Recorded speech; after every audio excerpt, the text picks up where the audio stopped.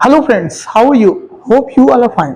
दोस्तों, आइए हम सीखते हैं कि इंपेरेटिव सेंटेंस को इनडायरेक्ट नरेशन में कैसे बदलते हैं। ये बहुत इंपॉर्टेंट है। वीडियो के लास्ट तक आप मत जाइएगा, बहुत प्यार से सीखिएगा, जल्दी से समझ में आएगा। इंपेरेटिव सेंटेंस में बहुत सब नहीं सीखेंगे, हम सीखेंगे केवल एक फॉर्मूला जो है late plus object plus verb का फर्स्ट फॉर्म। ठीक है, जो वाक्य लेट से शुरू होता है उसका मतलब क्या होता है। यहां देखिए, लेट का मतलब होता है कोई काम करने दो या दीजिए, कोई काम करने दो या दीजिए। जैसे आगे किसको, जैसे मुझे कोई काम करने दीजिए तो मैं बोलूंगा लेट मी, उसे कोई काम करने दीजिए तो मैं बोलूंगा लेट हिम, और लड़की है तो लेट हर। अगर उन्हें कोई काम करने दीजिए तो उन्हें का मतलब होता है देम। और अगर कोई नेम है, जैसे मोहन को कोई काम करने दीजिए तो होगा let Mohan do this work. ठीक है, जैसे रवि को खेलने दीजिए तो लेट रवि प्ले। अब यहाँ वर्ब का फर्स्ट फॉर्म लिखा है तो वर्ब का फर्स्ट फॉर्म ऐसे लिख दीजिए। ठीक है, वर्ब का फर्स्ट फॉर्म ऐसे लिख दीजिए।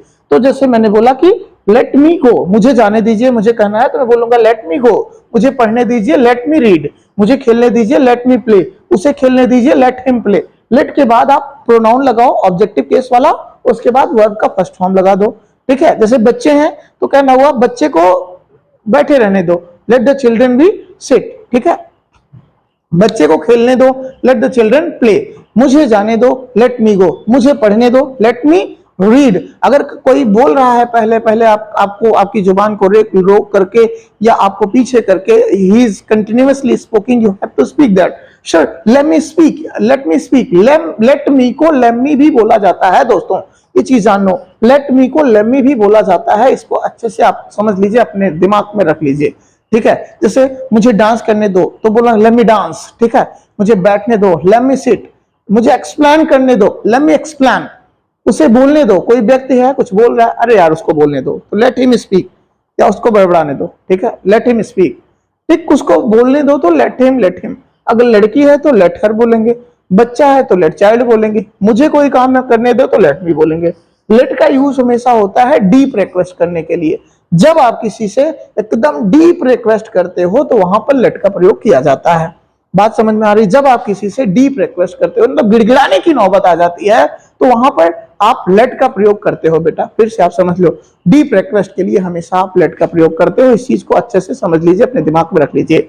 अब बात करेंगे इस वाक्य को हम इनडायरेक्ट नरेशन में कैसे बदलें। इस वाक्य को इनडायरेक्ट नरेशन में कैसे बदलें? तो बेटा इस वाक्य को दो तरीके से बदलते हैं। पहला तरीका यह है कि सेड या सेड टू को हम रिक्वेस्टेड में चेंज कर देंगे। जैसा कि मैंने कहा कि इसमें क्या होता है, इस पूरे वाक्य में हम इस लेट का यूज तब करते हैं जब आप किसी से रिक्वेस्ट करते हैं। ठीक है, किसी से क्या करते हैं बेटा?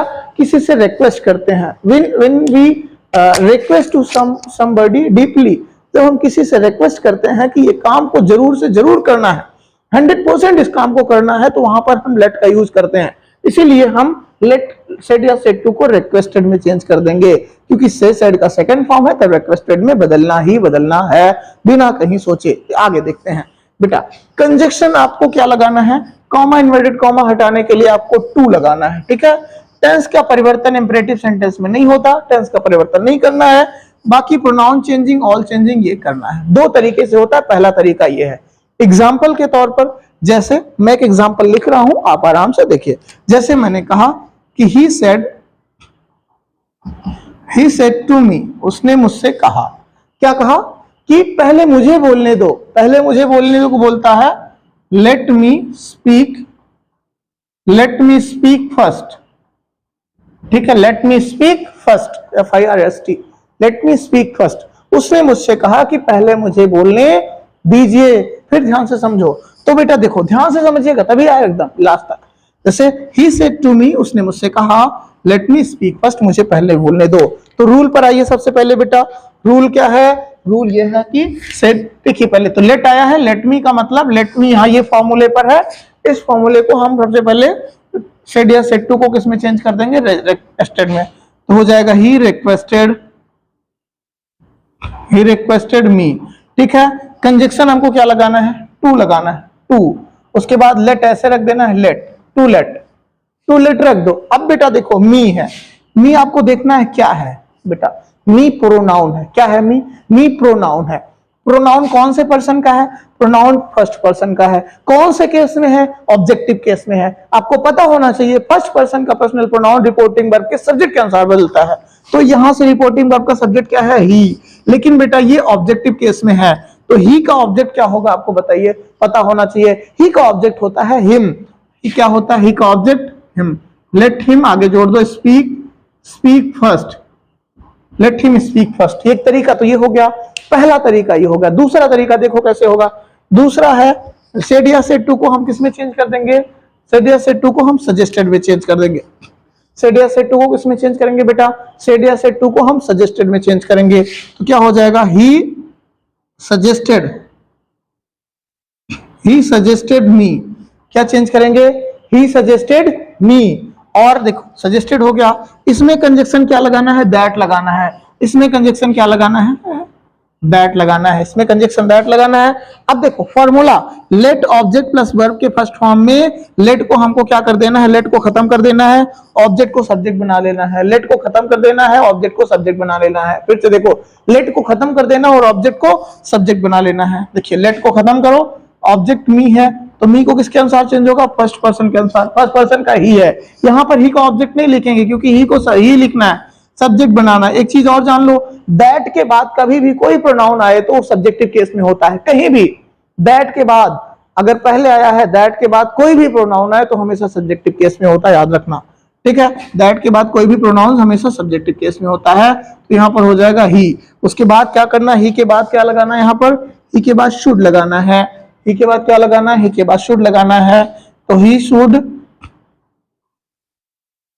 Should speak first. ये हो गया बेटा, ही शुड स्पीक फर्स्ट। आइए एक एग्जांपल और देखते हैं। जैसे मैंने कहा कि my friend said comma inverted comma start, let him study। My friend मेरा फ्रेंड ने मुझसे कहा कि लेट हिम स्टडी, उसे पढ़ने दीजिए। अब आप दो तरीके से, पहला तरीका ये है सेड या सेड टू को रिक्वेस्टेड में चेंज करो। तो क्या हो जाएगा? My friend requested. यहां कॉमा इन्वर्टेड कॉमा के लिए टू लगाओ, लेट लिखो। हिम कौन सा है?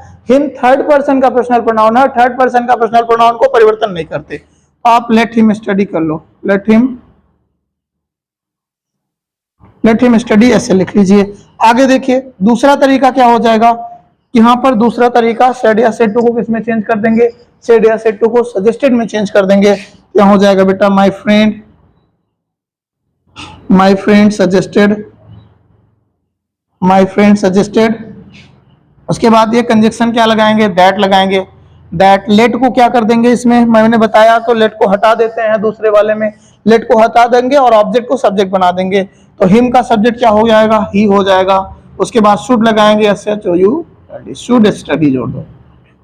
ठीक है बेटा, हमें उम्मीद है कि आपको समझ में आ गया होगा। It is very simple. मैं आपको 2-3 एग्जांपल बोल रहा हूं, इसको आप करके कमेंट में दीजिएगा। जैसे पहला ध्यान से लिखिए, ठीक है। My friend said to me let me play cricket. My friend said to me let me play cricket. ठीक है।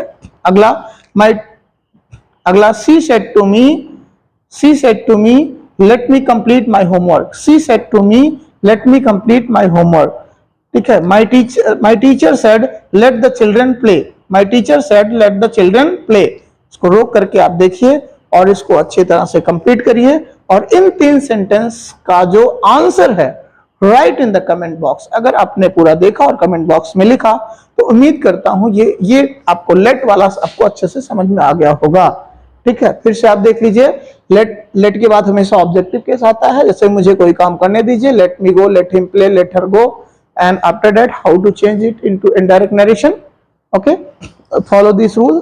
फर्स्ट केस में सेड या सेड टू को रिक्वेस्टेड में चेंज करते हैं, कंजक्शन को टू लगाते हैं, टेंस चेंज नहीं होता, ऑल चेंजिंग होता है। दूसरे केस में सेड या सेड टू को सजेस्टेड में चेंज कर सकते हैं, कंजक्शन में दैट लगाते हैं, लेट को हटा देते हैं, ऑब्जेक्ट को सब्जेक्ट लगाते हैं, उसके बाद शुड प्लस वर्ब का फर्स्ट फॉर्म लगा देते हैं, टेंस को नहीं बदलते हैं। Okay, hope that you all have got it very well and answer the given question in the comment box. Hope that you all have understood well. Thank you so much for watching. See you again. Jai Hind.